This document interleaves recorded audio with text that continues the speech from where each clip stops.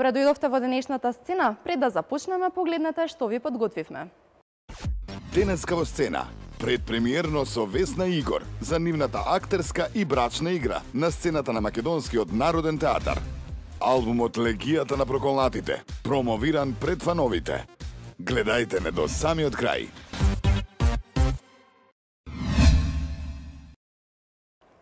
И како што е редот, започнуваме со вестите од светот и од шоу-бизнисот, а еве таму што беше најактуелно. You've got to get mad. How are you to get up? You know what? Get up. Дженифер Лопес се бори за излегување на жените од сенката на мажите низ различните децении во спотот за Ain't Your Mama.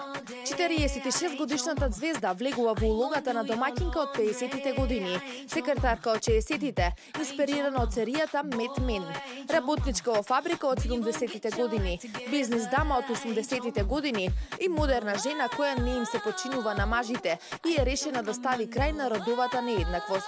За групниот танц на крајот на видеото, Дженифер носи високи чизми дизајнирани од Ријана и Маноло Бланик. Let's get to work on time. Oh yeah, yeah, yeah. No more playing video games. Oh yeah, yeah, yeah.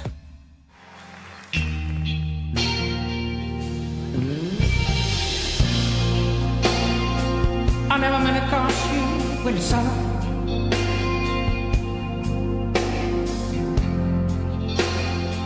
I never meant to cost you when you pain. Даниел Кајмаковски со својата последна имитација во твоето лице звучи познато. Уште еднаш не направи горди македонци, а денес сите балкански медиуми пишуваат за него. Во вчерашната епизода од шоуто, Даниел ја имаше улогата на принц.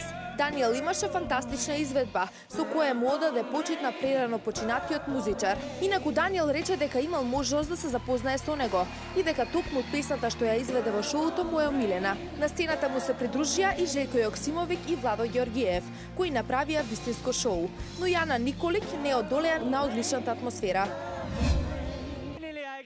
Вчера вече во Стокхолм беше организирано дефиле на сите учесници на овогодишниот избор за песна на Евровизија. Појавувањето на представниците и нивните тимови на црвениот килим беше вовед во церемонијата на свеченото отварање на Евровизија 2016, која што се одржа во градската куќа во Стокхолм. Освен со шармот, харизмата, духовитоста, позитивната енергија и широката насмевка, Калиопи на црвениот килим во Стокхолм заблеска и со елегантна, свилена тоалета во црна боја, која во целост одговараше со незиниот препознатлив стил. Нашата позната дизајнерка и моден креатор Розе Трајчевска, инаку долгогодишен соработник на Калиопи, и испратила за појавувањето на црвениот килим тоалета специјално дизајнирана по незина мерка и вкус. Викендот во Македонскиот културен центар Легијата ја има својата промоција. Тие по цели 8 години го промовираа својот втор албум, насловен Легијата на проколнатите. Ние нормално бевме таму и еве како поминавме.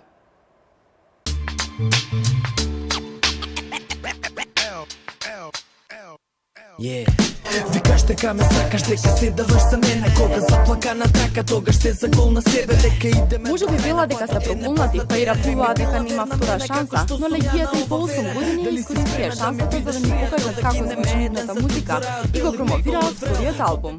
Легијата е 9 луѓе, тоа се 3 групи, 2 соло артисти.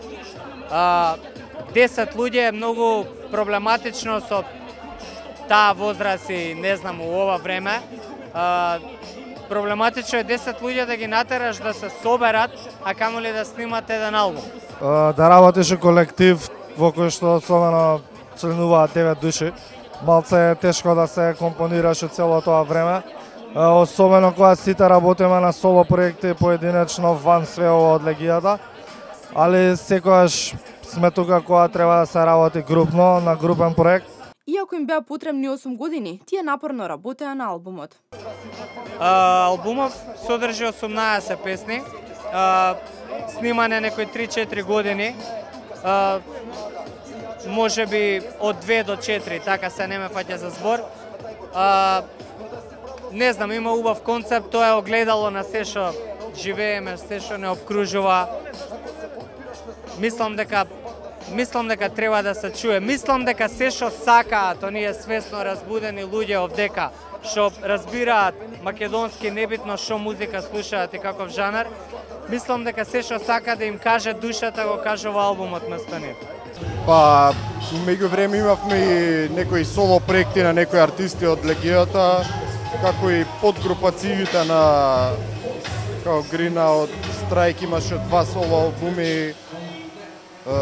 Снимаме во меѓувреме и СТР-2 нов материјал.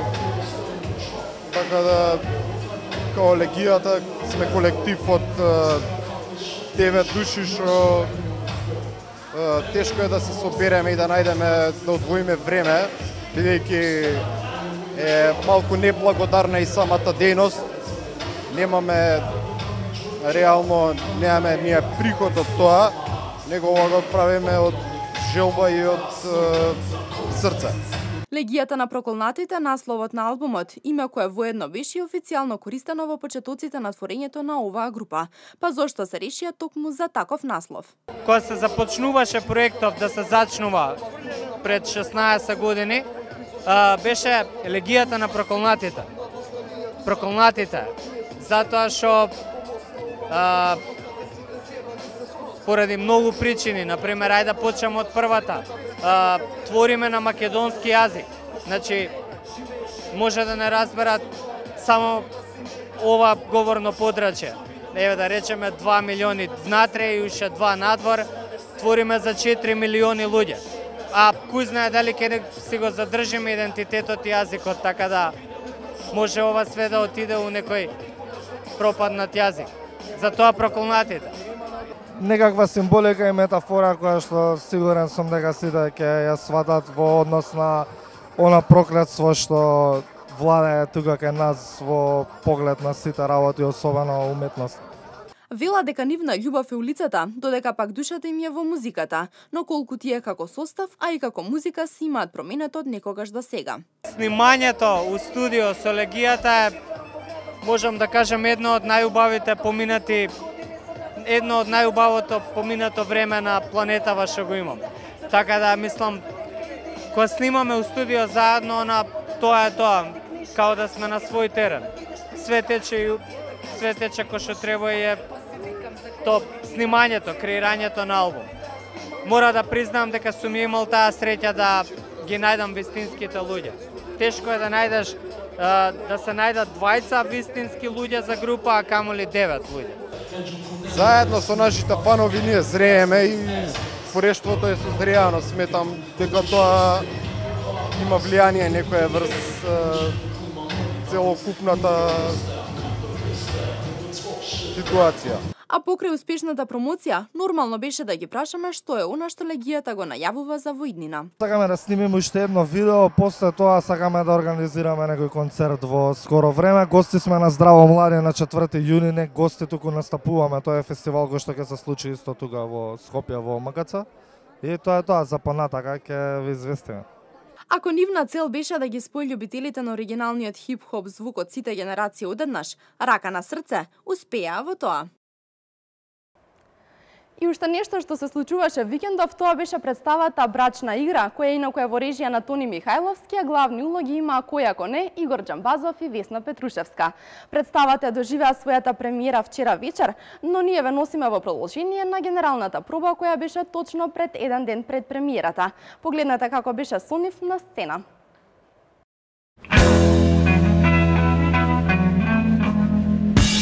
Don't let me down.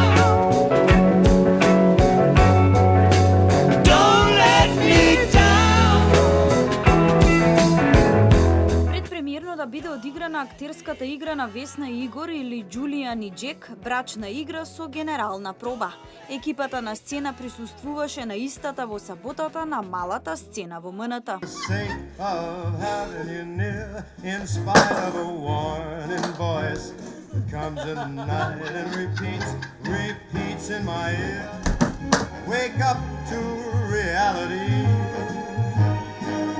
But each time that I do, just the thought of you makes me stop before I begin. But I've got you under my skin. Здраво. Нешто рано си се вратил? Те напуштам. Како тоа мислиш? Премиерата која се случи вчера вечер на истата локација беше зад затворени врати за медиумите, што значи бевме привилегирани да уживаме во час и половина брачна игра. Те напуштам, а што си ти идиот? Те напуштам. Секако. Смеј се ти колку сакаш. Не се смеја, бе. Пред малку се смеја пред да влезеш, ама сега не се. Не, смеј се ти колку сакаш, смеј си се слободно. Кажи, бре, дека ова не е вистина! Може! Момент!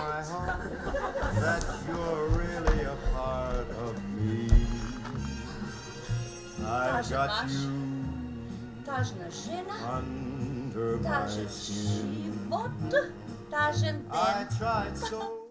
Приватната дружба на Игор, Весна и Тони, како и за сите нив еден пропаднат брак зад себе, ги спои брачна игра на Едвард Олби. Ние одамна сакавме да се работуваме ние тројца како другари стари и мислам дека оваа предложка на текстот од Едвард Олби брачна игра е потполно одговара за оно што ние сакавме одамна да го направиме, нешто што ќе ни одговара нас и како животно искуство и како актерски предизвик, а секако и како дружба. Бракот како животна лекција, која или ќе ја научиш или едноставно само ќе се обидеш, е токму поентата која може да се извлече од оваа представа. После секој гледање, тоа често разговараме со Игор и со Тони, дека после секоја представа сакаме оние што се во брак да почнат да комуницираат меѓу себе на оној начин на кој што навистина треба, со сите вистини на маса, сите лаги, сите измами и прелюби, а оние што сакаат да стапат во брак ќе им биде една добра животна лекција, а оние што се разведени можеби ќе им се потврди, нема повеќе никогаш да сакаат да стапнат во брак, како што е случај со мене и со Джамбазов.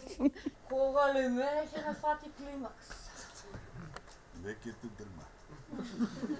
И веројатно тоа е проблемот. Така ли? Немој да го правиш тоа, Немој да го правиш тоа. Немој да го правиш тоа. Крени ги. Веќе од денес брачна игра е поставена на репертоарот на Македонскиот народен театар. Она што ќе го погледнете е всушност Олби на македонски начин. Веројатно ќе го види она заради кое ќе дојде тука, а тоа е некаков реюнион наш заеднички на нас тројца, како јас сум малку повозрасен од нив, ама сепак генерацијски сме тука некаде сме почнале во театарот. Што знам, ќе го видат Олби на еден македонски, можеби помалку балкански начин. Еден Олби кој ќе ги замисли, ќе ги насмее, ќе ги израдува, ќе ги усреки, ќе ги растажи, од се помалку. За мене е битно тоа што поминавме еден многу убав процес на работа. Доистина беше без стресови, без ништо така особено. Позитивните критики ќе ги испратиме до адреса на одличната актерска игра на веќе искусните актери, сценографијата и костимографијата. Наместо брачно советувалиште, добро би било да ја посетите представата.